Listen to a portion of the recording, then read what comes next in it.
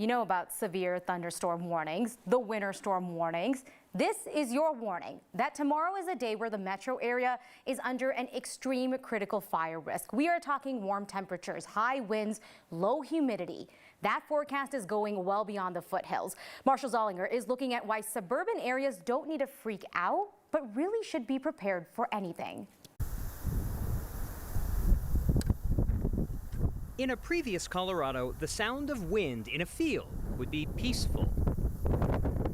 Now, even along the Highline Canal in suburban Metro Denver, it's not as serene. A big myth is that wildland-urban interface area is only up in the mountains, or it's only within a quarter mile of the mountains or the more rural or non-populated areas of our state. The Highline Canal Trail, Cherry Creek State Park, open spaces in our urban areas, this is all wildland-urban interface. The wildland-urban interface essentially means areas at risk of wildfire, areas beyond the mountains and foothills. We all need to do some bit of mitigation. Clean out your gutters, remove junipers from your backyard and your front yard, clean out underneath your deck. And while that is good for protecting against a low-intensity fire, if it's wind-driven, like the Marshall Fire, it may not matter. But South Metro Fire Risk Reduction Specialist Einar Jensen would suggest doing it anyway. Instead of focusing on open space areas that might be generating embers, we all have control over how those embers are received at our property. Those little chunks of burning material, which could be pea-sized up to grapefruit-sized,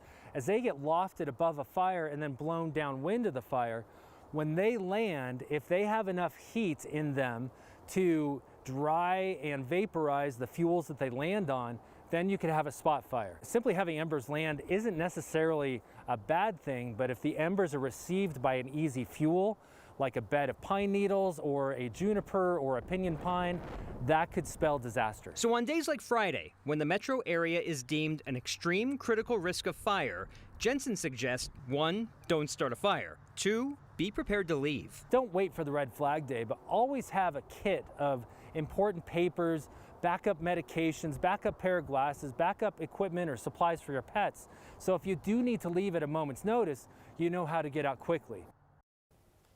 That last bit of footage is from near Cherry Creek State Park off Parker Road in Temple, where a fire got right up to those homes in February 2021. I live in a suburban neighborhood. I shouldn't think a wildfire could burn down my home. But since the Marshall Fire, I've talked with my wife about what and where the important documents and meaningful keepsakes of our lives are to grab in case of an emergency.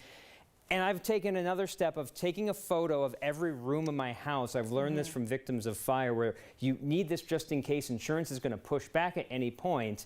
I haven't done it as in depth as I should, but I have a starting point for if something were to happen, I've got photos to say here's what existed.